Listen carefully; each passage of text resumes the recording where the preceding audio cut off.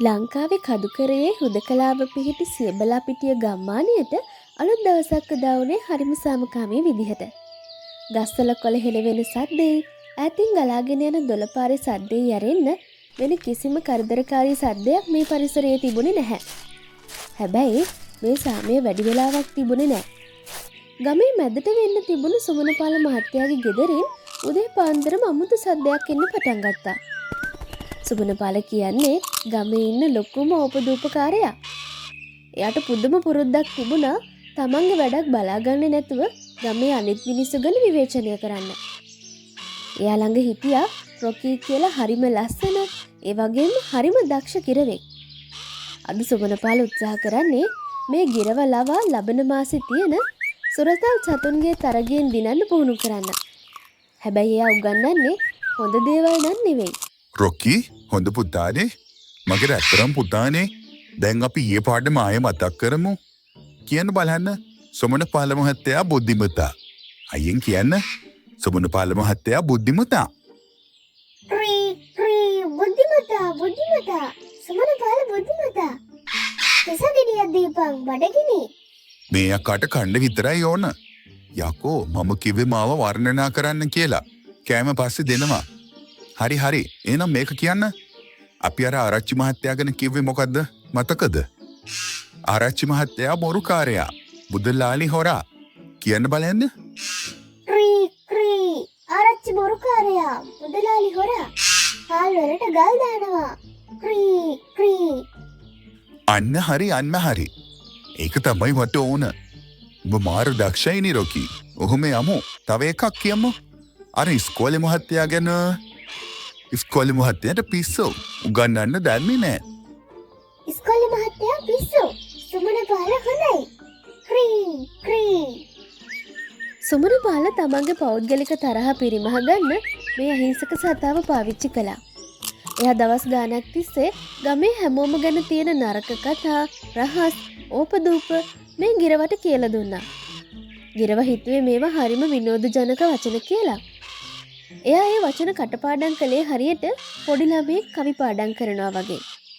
සුමනපාල දැනගෙන හිටියේ නෑ එයා මේ හදන්නේ එයාගෙම විනාශය කියලා. දවල් වෙලාවේ සුමනපාල ගිරවට කෑම දෙන්න කූඩුව ළඟට ගියා. එයාගේ අතේ තිබුණේ අඹ කැලි ටිකක්. එයා කූඩුවේ දොර ඇරලා අත ඇතුළට දැම්ම විතරයි ගෙදර හිටපු පූසා එකපාරටම පැනලා මීරලක් පැත්තේ දුවන්න ගත්තා. ඒ සද්දෙට සුමනපාල ගැස්සුණා. එයාගේ අතින් කූඩුවේ දොර ඇරුණා. නිදහස ලැබුණ ගමන් රොකීට හිතුනේ ලෝකේ වටේ රවුමක් යන්න. ඌ ක්‍රීක් ගාලා සද්දයක් දාලා ආසට පියාඹලා ගියා. අනේ මගේ රොකී මගේ රත්තරන් ගිරවා එන්නම පහරට යකෝ මම ඔබට කොච්චර ඉගැන්වුවාද ඔබ ගියොත් මගේ තරගේ ඉවරයි. සුමනපාල බුද්ධිමතා නෑ සුමනපාල මෝඩයා පොසේනවා ලෝපියෝ ක්‍රී දෙයනේ මම ඉවරයි.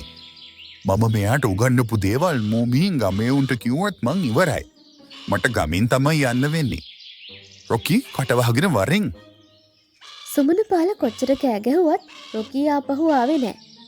ඌ ගස් මුදුන් උඩින් වහලවල් උඩින් පියාඹලා ගියේ අලුත් චිත්‍රමයක් හොයාගෙන. රොකී කෙලින්ම ගියේ ගමේ සෙනඟ වැඩිපුරම ගැවසෙන ජොන්සන් මුදලාලිගේ කඩේට. ජොන්සන් මුදලාලි කියන්නේ කපටිකමට ඉපදුන මිනිස්සෙක්. මේ වෙලාවේ එයා වයසක ආච්චි කෙනෙක්ට සීනි කිලෝ එකක් කිරනවා. හැබැයි එයා තරාදිය යටට පොඩි චුම්බකයක් අල්ලලා බර වැඩි කරලා පෙන්නනවා. රොකී මේක කඩේ වහලේ ඉහළ ඉඳන් බලාගෙන හිටියා. ඌට සුමනපාල කියපු පාඩම මතක් වුණා.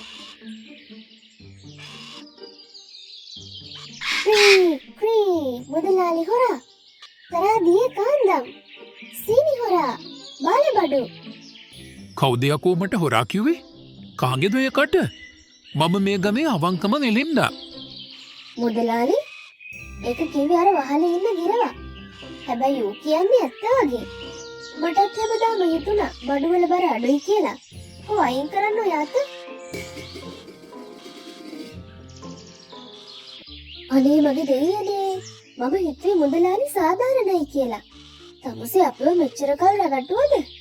පිස්සු දම්මේ මේ සතෙක් නේ. ඕගොන් දන්නවද බිස්නස් ගැන? පලයා යන්න කොරුල්ලෝ ෂෝ ෂෝ මුදලාලි බාලබඩු හාල් වලට ගල් දානවා. ක්‍රී සුබන පාල කිව්වේ.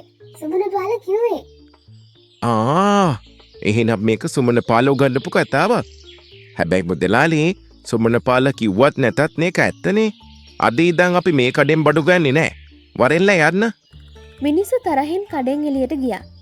මුදලාලිට යකා නැග්ගා. එයා පොල්ලක් අරගෙන ගිරවට ගහන්න හැදුවට රොකි ඊට කලින් මෝඩයා කියාගෙන ඉගිල්ලිලා ගියා.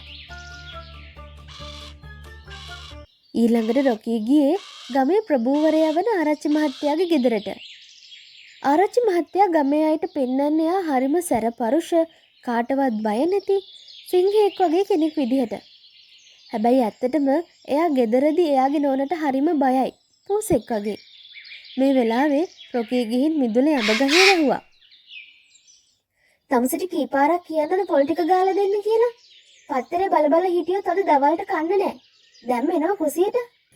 හා නෝනේ කෑ ගන්න එපා. පාරේ මිනිස්සු යනවා. මම මේ එනවා. පොඩි විවේකයක් ගන්නත් නෑනේ. ආරච්චි ගෙදරට බයයි. නෝන ගහනවා. ආරච්චි රෙදි හොදනවා. ආරච්චි පූසා. කවුද බොලෝයේ කතා කියන්නේ? මම මේ ගමේ ප්‍රධානියා. කවුද මට පූසා කිව්වේ? අන්න දැක්කද? ගිරව කියන කතාව ඇත්ත වෙන්නේ නැති. ආරච්චි මහත්තයා ගෙදර පොර ගානවා වගේ. අපි හිතුවේ එතුමා රජෙක් කියලා. ආරච්චි බොරුකාරයා. ලොකුටෝ විතරයි. සුමන පාල කිව්වේ. ආරච්චි මහත්තයාට පොළව පලාගෙන යන්න හිතුණා. එයාගේ උඩු රැවුල පල්ලෙහාට වැටුණා වගේ දැනුණා. එයාගේ නම්බුව ඉවරයි. මිනිස්සු hina වෙවි යන්න ගියා. ආරච්චි මහත්තයාට සුමන පාල එක්ක පුදුම තරහක් ආවේ. හවස් එද්දී මුළු ගමම ගිනි අරගෙන වගේ. මුදලාලි ආරච්චි මහත්තයා සහ රොකීගෙන් බැනුම් අහපු තවත් ගොඩක් අය සුමන පාලගේ ගෙදරට කඩාගෙන වැදුනා. එයාලා හිටියේ හොඳටම කේන්තියෙන්.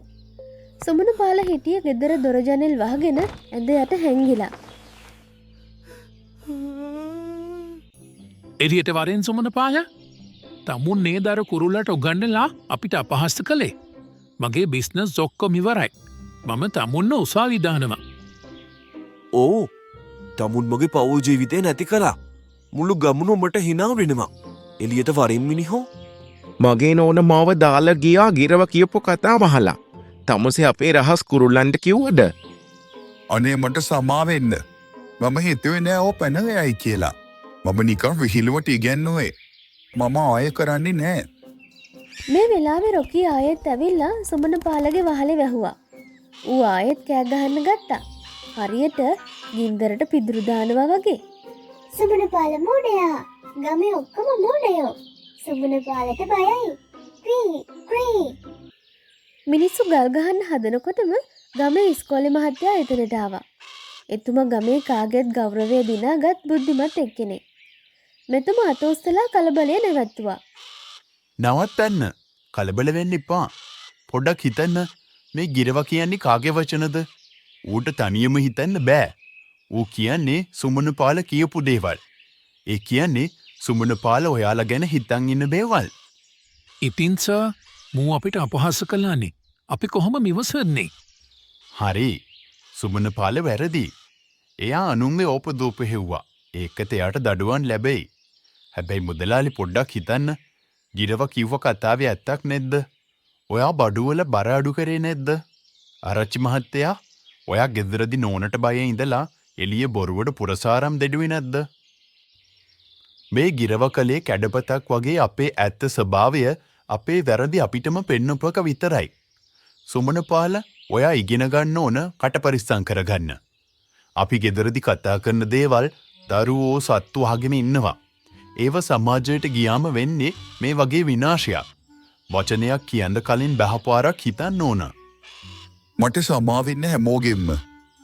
මම මහා පාපයක් කළේ. මගේ කට නිසා, මගේ ඕපදූප හොයන පුරුද්ද නිසා මුණු ගමම ගිනි ගත්තා. මම ආයේ කවදාවත් කාගෙනවත් නරකක් කියන්නේ නෑ. මම පාඩමක් ඉගෙන ගත්තා. සුමන පාල හොඳයි. ගමම හොඳයි. යාළුවෝ. හරි මෙච්ච දේ වුණා. මුදලාලි ඔයත් හොර වැඩ නවත්තන්න. මාත් ආයේ බොරු ෂෝදාන්නේ නෑ. අපි හැමෝම හැදෙමු. හැබැයි සුමනපාල ඔය ගිරවව කැලේට නිදහස් කරන්න. ඌ දන්න දේවල් වැඩි. ඌ ගෙදර තියාගන්න එක භයානකයි. සුමන පාල එදාම රොකීව කැලේට නිදහස් කළා. රොකී පියඹලා ගියේ සුබ දවසක් කියලා කෑ ගහගෙන. ඌ නිදහස් අහසේ ඈතට ගියා. එදා ඉඳන් සියඹලා පිටිය ගම්මානයේ ආයෙත් සමකාමී වුණා. මිනිස්සු එකිනෙකා ගැන ඕපදූප කියන එක නැවැත්තුවා. මොකද එයාලා දැනගත්තා බිත්තිවලටත් කන් තියනවා කියලා. මේ කතාවෙන් අපිට ලැබෙන වටිනම පාඩම මොකද්ද? අනුන්ගේ වැරදි හොයන්න කලින් Taman හරිද කියලා බලන්න. ඒ වගේම අපි කතා කරන වචන ගැන ගොඩක් පරිස්සම් වෙන්න ඕන. කටින් පිට වුණ වචනයක් ආය ගන්න බෑ. හරියට කෝඩුවෙන් පැනපු රොකීව ආය අල්ලන්න බැරි වුණා වගේ. හොඳ දේ කතා කළොත් හොඳ දේ සිද්ධ වෙනවා. එහෙනම් තවත් රසවත් ආදර්ශමත් කතාවකින් අපි ආයෙත් හම්බ වෙමු. හැමෝටම සුබ දවසක්.